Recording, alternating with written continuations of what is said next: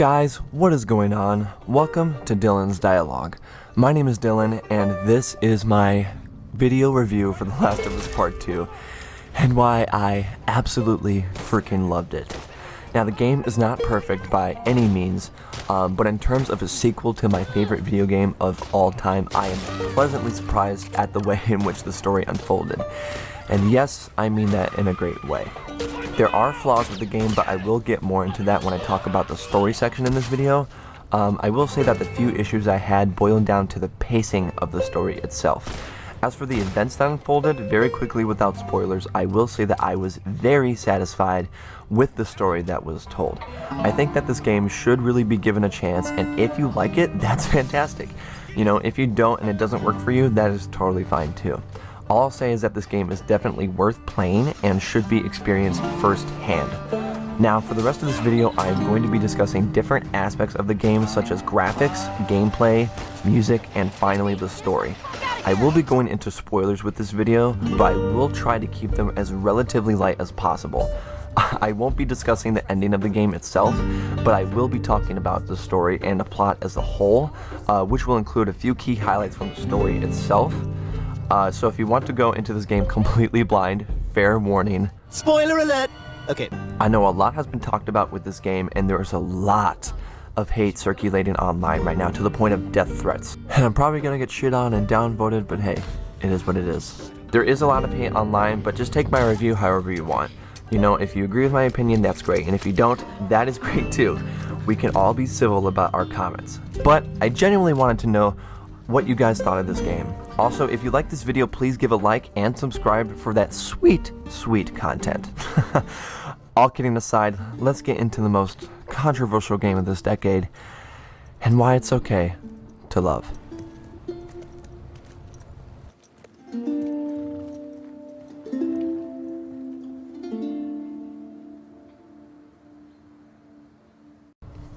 Graphics are up first. Now, this is hands down one of the best looking games I have ever played, period. There is so much attention to detail, from the way water runs off of your backpack and clothes after you emerge from water, to the way that mud and dirt will stick to your guns and weapons. Like, I cannot make this shit up, guys. This is superb.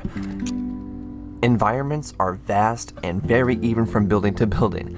Cutscenes also are amazing and bring out the raw emotion put out by Ashley Johnson, Troy Baker, and the rest of the cast flawlessly. The way that these characters move and interact with each other is so believable and lifelike that I couldn't help but be moved by their reactions and facial expressions alone.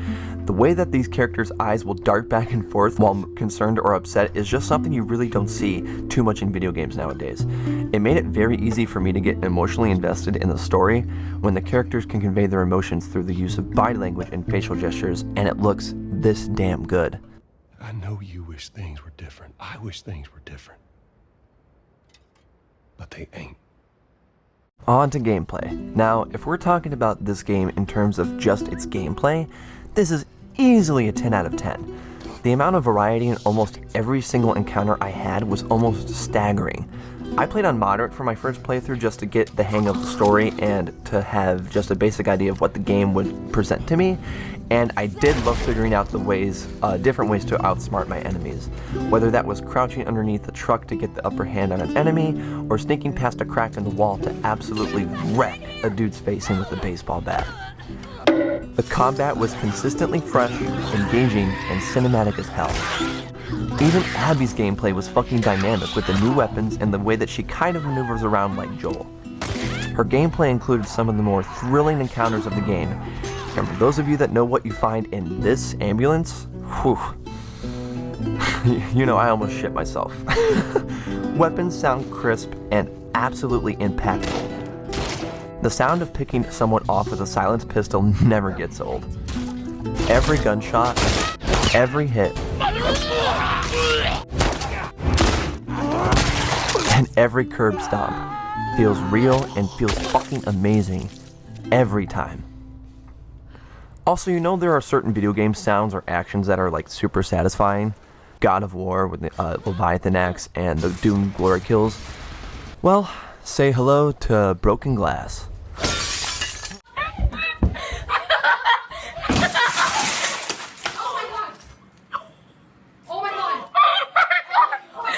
I swear to God, I would walk around the levels multiple times just breaking windows that I knew had nothing in them just to hear the sound of broken glass. It was very satisfying, and I know that I'm not the only one who did this. Alright, let's talk about one of my favorite aspects of this game, and one that is definitely a highlight of the game for me, and that is the music. If I ever were to lose you, I'd surely lose myself.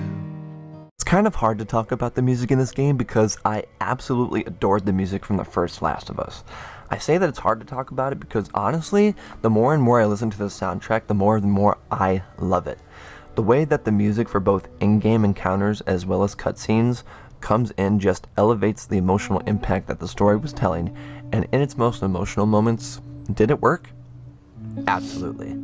Gustavo Santaolalla knocks it out of the park again with this one, and if you haven't listened to the soundtrack, please listen to it. It is fantastic. Give it a shot.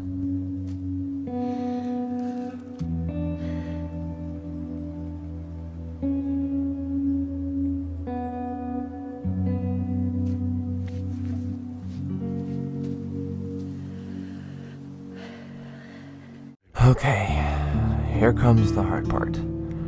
The story. What I will say is that it is okay to love this game. And this story is one that many people feel divided on, you know? I didn't know what to expect, and it made almost every aspect of the story exciting. I went in open-minded, and I'm glad that I did, because I was able to absorb the story for what it was, and not be concerned about what I wanted to happen, or what expectations I had for the story. As for Joel's death, I know a lot of people are just pissed off about it and the way that it happened, but I will say that after playing the game 2 different times and seeing the way that Joel's actions had consequences from the first game, I will say that I am completely on board with his death, and the fact that it is a catalyst for Ellie's quest for revenge. Now, I don't think that Joel was out of character in this scene due to the fact that he was able to, I guess, trust Abby, and the way that basically he helped save her life and he trusted her. Now, people are saying that this is bad writing, but in my opinion, that's completely untrue. You guys remember Empire Strikes Back and how Luke Skywalker basically ended that movie defeated, kind of unsure of himself, and it was a hot-headed Jedi? Flash forward 1 year later, and you see Luke Skywalker not only coming in looking completely different and acting completely different, like a calm, composed Jedi, he's going around force choking people and shooting people in the fucking face. I don't remember seeing or hearing people complain about that. Yet we have a 5-year difference from the first Last of Us game, and people are bitching that Joel is a completely different character. Personally, I am fine with the way that they took Joel's character and his ultimate death. The way that Joel also was represented throughout the game I thought was a great idea. The story is different, bold, and it's something I didn't see coming, which is what this game should have been.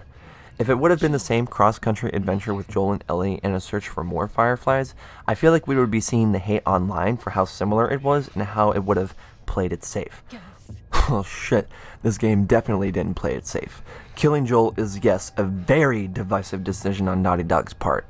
But in terms of the direction of the story, it makes sense and in actuality works perfectly for how the rest of the story unfolds.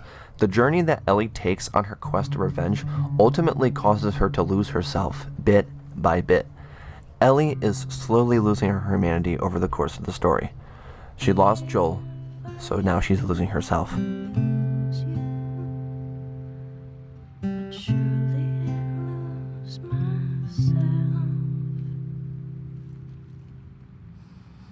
Okay, so let's talk about Abby. I really did have my initial freak out when they flashed us back after the confrontation at the theater, just thinking about what may have happened next, and I was just thinking, what the fuck is this? Then I decided to open my mind and let Naughty Dog present the story and give it the benefit of the doubt.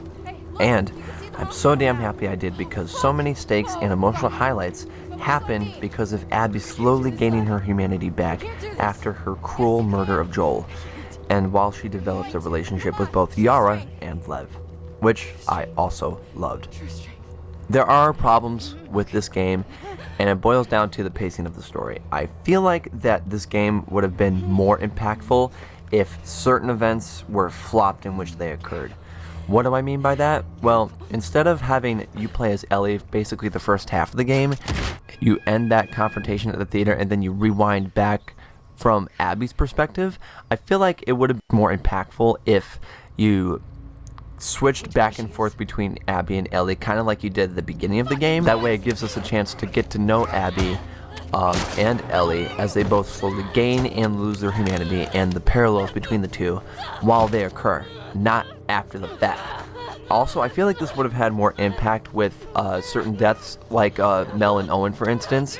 Instead of just knowing that they're dead the entire time with Abby's campaign and you're just supposed to go, oh, they're dead. I don't know. I feel like doing the story, at least in that aspect, or at least something like that, would have made it a little bit more interesting and the stakes would have been more impactful in that way. Fuck is she? The Last of Us Part 2 is a damn near perfect game. It's a divisive story that is willing to question your beliefs and make you think about what costs there are to avenging those that you love. I absolutely fucking love this game, and I definitely believe this is a worthy sequel to The Last of Us. Ultimately, it is up to you to make your decision. After all, gaming is subjective, and for some people, this game just flat out might not work for them, and that's okay. All I'll say is, should you buy The Last of Us Part 2? Absolutely. And not only that, it's okay to love.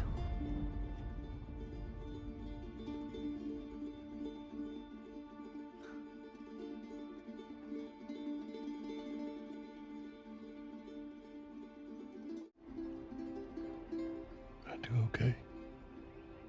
Are you fucking kidding me? You're welcome, kiddo. Alright, thank you guys so much for watching this video. I really appreciate you guys sticking through this entire video. Took me a little bit longer than I expected to edit it, but that's totally okay.